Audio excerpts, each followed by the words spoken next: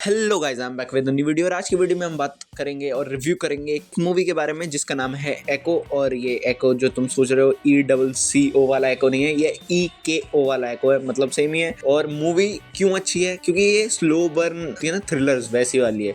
अगर तुमने किष्किंधा कांडम देखी है तो सेम डायरेक्टर ने बनाई है, और क्या कंटेंट है वो भी वैसा ही है। कह सकते हो, पर एक थ्रिल जो है ना, एक मिस्टीरियसनेस जो उस मूवी में भी थी, इस मूवी में भी है। बात करते हैं इस पूरे रिव्यू के अंदर। उससे पहले इंट्रो। तो शुरुआत से ही एक चीज़ बहुत ज़्यादा सिग्निफिकेंट कर दी जाती है कि मूवी में ना एक कैरेक्टर जो कि इंसान नहीं है, उनको बहुत ज़्यादा वेटेज दे दी जाती है, जो कि है मलेशियन डॉग्स ब्रीड, जो केरला की एक चोटी पे कोई आंटी बसी हुई है उनके पास है। कैसे हैं, क्यों है, वो मूवी में धीरे धीरे परत बाय परत बताया जाता है कि मलेशियन ब्रीड यहाँ क्या कर रही है।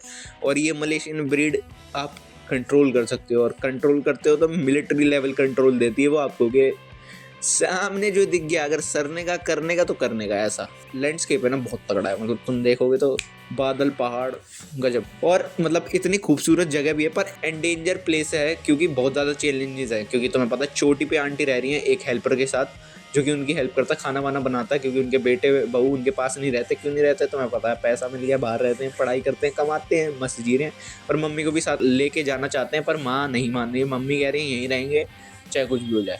और मूवी देखते देखते तुम्हें समझ आएगा कि acting with animals is very difficult. क्योंकि अगर तुम देखोगे, तुम अगर थोड़ा भी कंट्रोल खो देते हो तो वो पूरा सीन ही वापस से रीशूट करना पड़ेगा। और अगर थोड़ा भी एनिमल इधर उधर हो जाता है, इसीलिए वहाँ ट्रेंड एनिमल्स लाए जाते हैं। चिंता मत करो, स्पॉन्सर नहीं है कोई एनिमल, तो ये ब्रांड इंटीग्रेशन नहीं है, मैं बस बताने के लिए बता रहा हूँ। मनत थी दीदी जो इस पहाड़ में अकेली रह रही है, वो आंटी, और पीयूष वो हेल्पर है। उन्हीं दोनों कैरेक्टर्स के अराउंड रिवॉल्व कराई जाती है स्टोरी। पहले हमें दिखाया जाता है कि ये जो हेल्पर है वो लेजिट है कि नहीं। शुरुआत में हम उसके थ्रू पूरी स्टोरी को देखते हैं कि वो नया आया था, तो उसको भी बहुत हर्डल फेस करने पड़े थे 2 दिन तक। तो क्योंकि मनत थी दीदी पे, तो वो पहाड़ के ऊपर गया घर के पास। और जब वहाँ वो गया तो कुत्तों ने उसे घेर लिया, और वो 2 दिन तक एक पेड़ पे ही टंगा रहा, क्योंकि अगर वो नीचे उतरता तो वो जान से जाता। समझ रहे हो, इतने डेंजर स्पीशीज है मलेशियन डॉग्स की। कुरियाचन है वो पति है, और जो आंटी है वो उनका नाम है मानथी दीदी, मनथी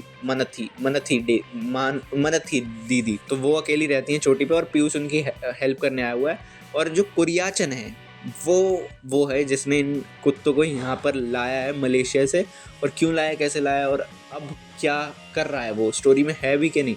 तो स्टोरी पूरी कुरियाचन के आसपास घूमती है। पहाड़ी चोटी का नाम नहीं है, वो उस इंसान का नाम है जिसके अराउंड स्टोरी घूमती है, जिसके अराउंड मिस्ट्री बनी हुई है। पुलिस वाले उसके पीछे हैं। क्यों है? क्योंकि बहुत सारे केसेस में उल्टे काम करके वो भाग जाता है। और फिर स्टोरी ये बताती है कि जो कुरियाचन है, जिसको हम ढूंढ रहे हैं स्टोरी में, जो कि अभी तक स्क्रीन पे एक बार दिखा होगा, वो भी पास्ट के सीन में।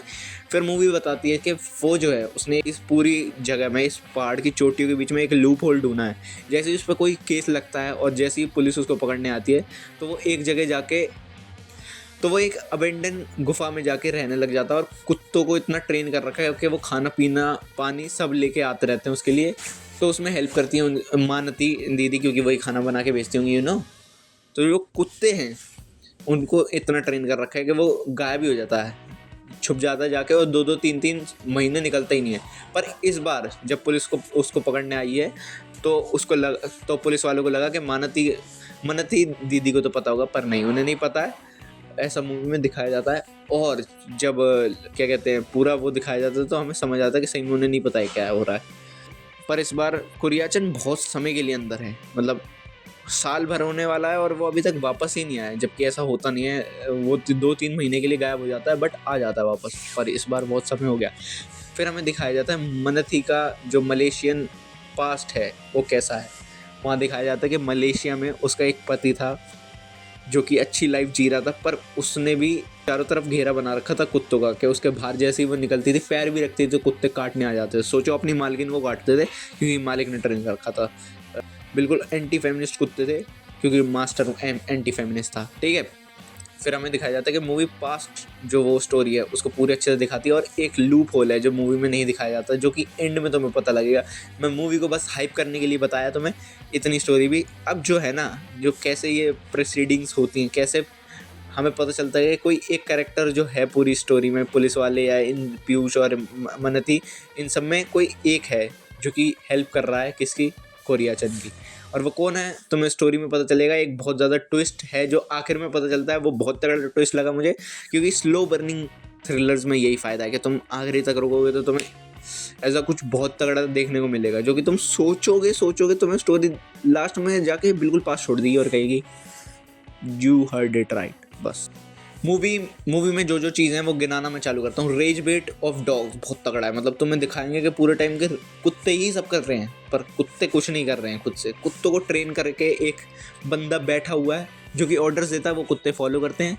दूसरा, लोकेशन बहुत प्यारी है। तीसरा, राइटिंग बहुत सही है, मतलब तुम लूप होल फाइंड करने जाओगे तो तुम्हें मिलेगा नहीं, ये कहना चाहूँगा। और वो जो सीक्रेट प्लेस है वो भी तुम्हें कभी नहीं मिलेगी, क्योंकि स्टोरी में हमें बताया नहीं है, बस उसका हिंट दिया आखिर तक भी कि कहाँ हो सकती है, समझ रहे हो।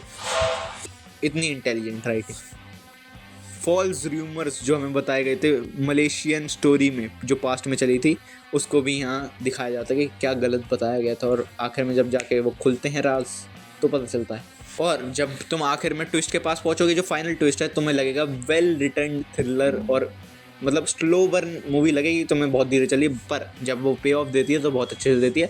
तो मस्ट वॉच अगर तुम्हें स्लो थ्रिलर्स पसंद हैं जो कि एकदम से झटका देते ना चलें, आखिर में जब पत्ते खोलें तो अच्छा लगे। ठीक है, तो मिलता हूँ अगली वीडियो में जिसमें एक और नई मूवी का रिव्यू लाऊंगा, शायद से पल्प फिक्शन या कोई और, क्योंकि अभी हम बैटमैन की ट्रिलॉजी फॉलो कर रहे हैं। तो मिलते हैं अगली वीडियो में। तब तक के लिए स्वस्थ रहना, मस्त रहना, बुरी न्यूज़ से दुरुस्त रहना, आते रहना अल्फा वाइड पे वापस से। तब तक के लिए टाटा बाय बाय।